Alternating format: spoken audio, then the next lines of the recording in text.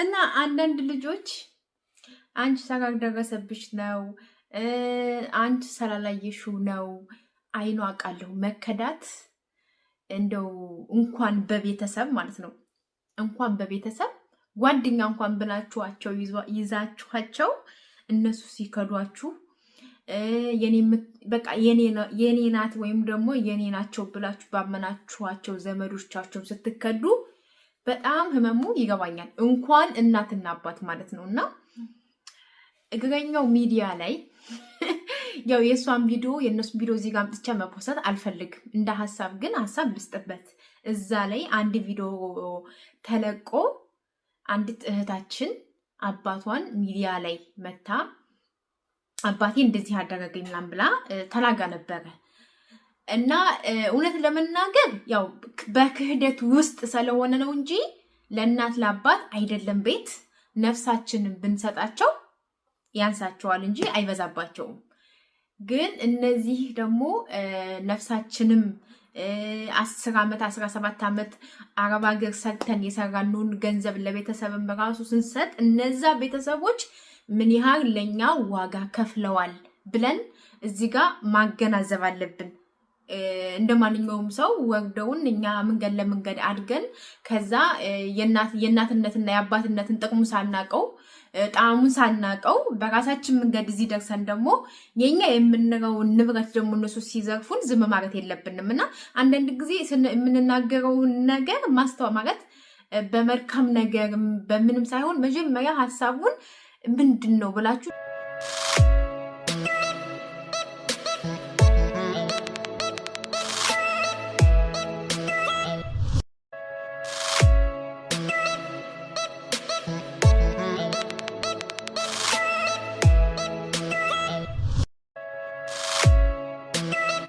እኔ የሆነ ነገር አሁን ሲናገሩኝ ወይም ደግሞ የሆነ ነገር ሰዎች ሲወኝ ምን ነበር ያችልሽ እንደዚህ ያለችኝ ለምን ነበር እንደዚህ ቆይቶ ነው የሚገባኝ።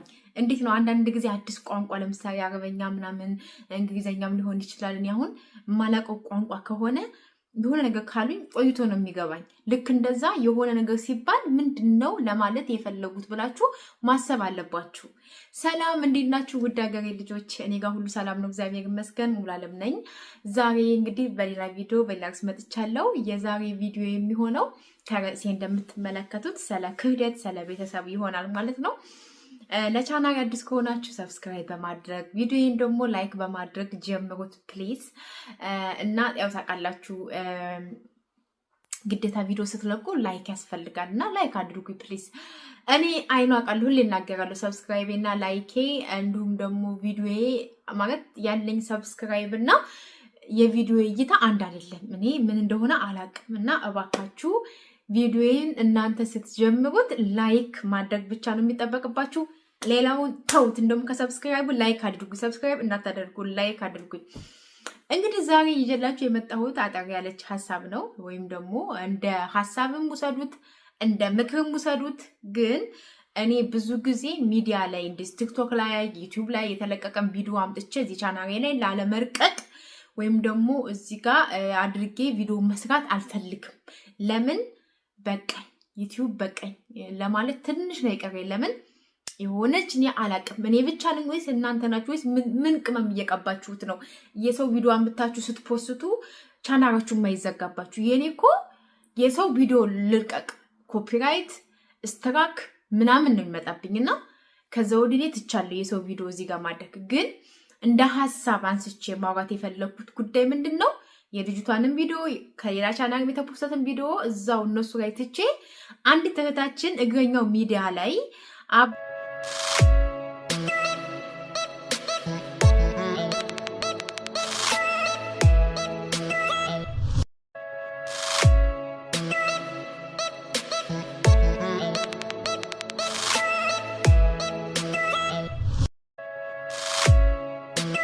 አባቴ 12 ዓመት አረብ ሀገር ሰርቼ ያሰራሁትን ቤት ቀማኝ፣ እህቶቼ ከዱኝ፣ እናቴ ከዳችኝ፣ ቤተሰቦች እንዳለ ፊታቸውን አዞሩብኝ። ህጉም ለኔ ያው በህግም ሂጃለሁ እና አረብ ሀገር እያለች ብር ስትልክ እኔ አሁን እውነት ለመናገር አረብ ሀገር ብር በባንክ ልኬ አላውቅም። በብራክ ነው ምልከው ብዙ ጊዜ በብላክ ስራችሁ በብራክ ሂሳብ ነው በምንዛሬ ምልከው እና አሁን እኔ እዚህ ጋር ብር ብልክ የላኪው ስም ሌላ ነው ተቀባዩ ኦኬ ቤተሰብ ሊሆን ይችላል ግን እዚህ ጋር አሁን ሙሉዓለም የላኪ ስም ሙሉዓለም የሚል ደረሰኝ የለኝም እውነት ለመናገር ፈጣሪ ለሚያውቀው ማለት ነው ምክንያቱም እዚህ ጋር እኔ በራሴ ስም ዌስተርን ዩኒዮን ሂጄ ከሆነ ኦኬ የራሴ ስም አለ የላኩበት ምናምን ግን በሌላ መንገድ ግን ስትልኩት ከሆነ ያ እንትን አይኖራችሁም እናንተ ደረሰኝ አይኖራችሁም ማለት ነው ስለዚህ ፈጣሪ ይርዳችሁ እና ይቺ እህታችን እንግዲህ አረብ ሀገር እያለች በይሩት እያለች የላከችበት 1.500 ሺህ ብር ብቻ በኢትዮጵያ ንግድ ባንክ ሰራላከች እሱ ወጣላት የላከችበት ማለት ነው ሌላው ጠፍቷል ተባለች እና ምንም አይነት ማስረጃ የላትም ይሄ የሰውም ቦታውን የሚገዛችበትም ሰውዬ ምናምን እንዳለ ክደዋታል ልጅቷ ማለት ነው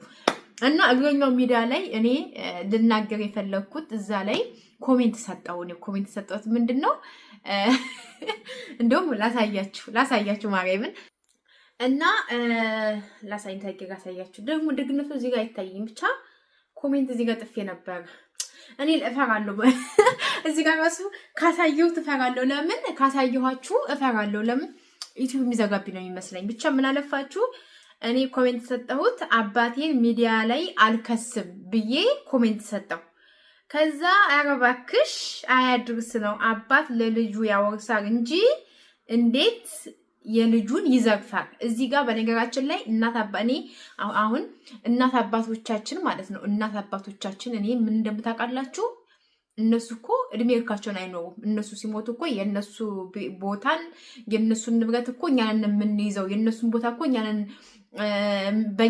የምንወርሰው ማንም ሊወርሰው አይችልም እዚህ ጋር ደግሞ እናት አባት እነሱ ወርደው እስካሳደጉን ድረስ እኔ ከእናት ከአባቶቻችሁ ንብረት የምትጠብቁ ልጆች ጤነኞች አትመስሉኝም ከእናት ከአባት ንብረት መጠበቅ ይሄ ጤንነት አይደለም ምክንያቱም አባቴ እናቴ 9 ወር ሙሉ ተሸክማ ከዛም 3 ዓመት አጥብታ ተሸክማ ከዛም አሳድጋኝ አባቴ እኔን ለማሳደግ ደፋ ቀና ብሎ እነሱ እኔን ስለወለዱ ብቻ ላመሰግናቸው ይገባል እኔ አንዳንድ ጊዜ የእናቴን የአባቴን ውለታ ፈጣሪያውን ምን ላድርግልሽ ብለኝ ማርያምን የእናቴ አባት ውለታ ስንት ነው የምለው በቃ ውለታቸው ስንት ነው የሚከፈለው የሚለውን በቃ እንዴት ነው አንዳንድ ጊዜ ብድር ኖሮባችሁ ብድራችሁን ስትከፍሉ ግልግል አሁን ብድሬን ከፈልኩ ምናምን ትሉ የለ ልክ እንደዛማ እኔ እንደዛ ነው የምፈልገው አሁን ላይ ማለት እያንዳንዱ የቤተሰቦቼን ብድር ብከፍል ደስ ይለኛል ብከፍል ማለት ነው እና ይሄ አባት ለልጁ ያወርሳል ይሄ ሰነፎች ናችሁ ሰነፎች ከሆናችሁ አዎ ይሄ ስንፍና ነው ከዛ እኔ ለነሱ የሰጠዋቸው ለእግዚአብሔር ነው የምሰጠው ነው ያልኩት በቃ ለእግዚአብሔር ነው የምሰጠው ማለት አንደኛው ደግሞ ክህደት ሲደርስብሽ ብናወራው አይሻልም እኔም በቃ በኔ ተስማሙ አሉ ተይ እንጂ ከአራስ ቤቷ ከነ ልጇ አደባባይ ላይ አውጥቶ ሰረጣራት ነው ወይ ብለው ኮሜንት ምናምን ሰጥቶኛል ብዙ ማለት ነው ለምንድነው እንደዛ ያልኩት እኔ አባቴን በአደባባይ ላይ አንተን አለለም በቃ ይሄ አልሰቅልም ማነው አልከስም ስላልኩ ነው እና ለምንድነው ይሄን ያልኩበት ምክንያት እኔ አሁን አባቴ ካደኝ አይደለ እንኳን አባት እንኳን እናት ይቅርና ጓደኛ ራሱ ሲክሉን ምን ያህል ስሜቱ እንደሚሰማን የደረሰበት ነው የሚያውቀው የሆነ ክህደት ሲደርስባችሁ ህመሙ ከባድ ነው የደረሰባችሁ ታውቁታላችሁ እኔ ግን እያልኩ ያለሁት አባቴ እናቴ እኔን ከካዱኝ ምንድነው የማደርገው ሚዲያ ላይ መጥቻ አልናገርም ሚዲያ ላይ መጥቻ አልናዘዝም አንድ ቀን አባቴ ልጄ ይቅርታ ብሎ ቢመጣ ያቺ የተናገርኳት ቃል ምን አለ ሚዲያ ላይ ወጥቼ ባልናገር እኔ የተናገርኩት ብቻ ሳይሆን እታች ሰው የሚሰጠው ኮሜንት በቃ ምን አይነት አባት ናቸው ከሃዲ አባት ናቸው በዚሁ በቃ ብዙ ስድብ የሚሰደቡት አባቴ ነው የሚሰደቡ ስለዚህ ለምን ነው ሚዲያ ላይ ወጥቼ አባቴ ነው የምከሰው ሚዲያ ላይ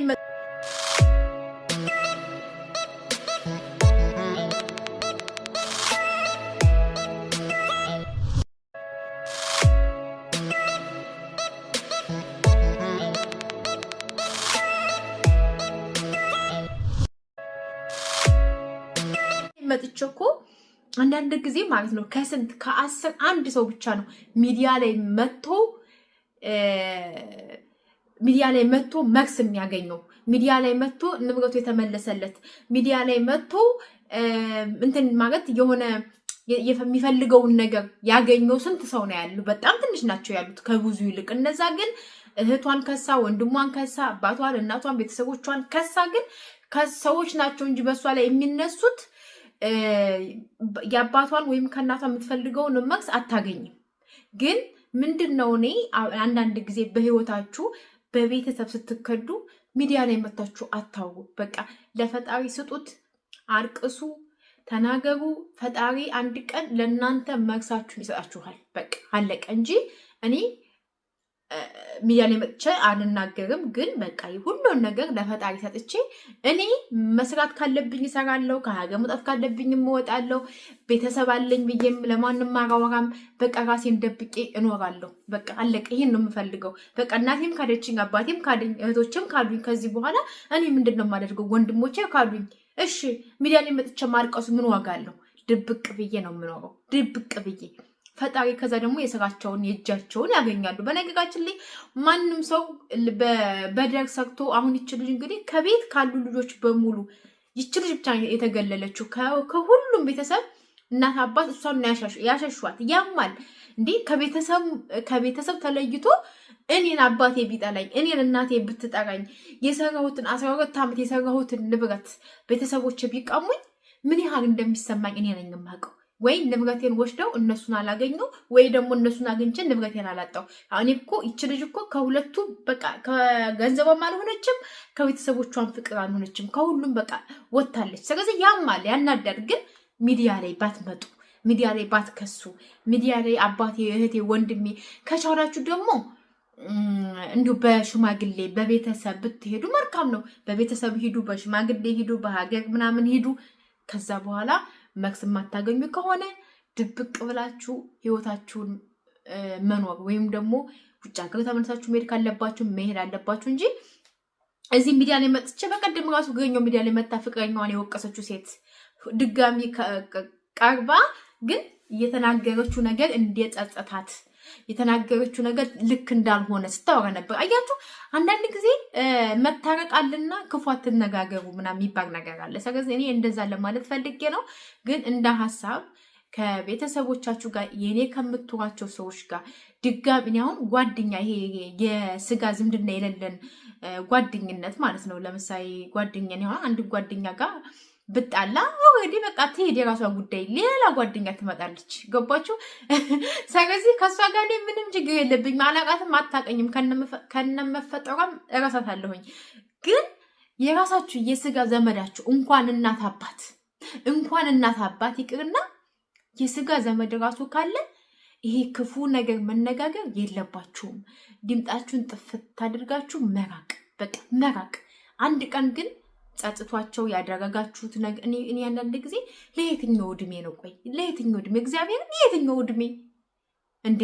እኔ አሁን እናትና አባቴ እውነት ለመናገር አይ ሙሉዓለም እኔ ካንቺ ጋር ነው የምንኖረው፣ አይ ያንቺ ሆኖ ነገር የኛ ነው ቢሉኝ እኔ ደስ ነው የሚለኝ። እግዚአብሔር ደስ ነው። እኔ በነገራችን ላይ የኔ የሚባል ነገር የለም እኔ ጋር የኛ ነው የምለው። የኛ ነው በቃ እግዚአብሔር የኛ እንደዚህ አድርገን እንደዛ ነው ልል የምችለው። ምክንያቱም ህይወት አጭር ናት። ስንት ዓመት ልንኖር እኛ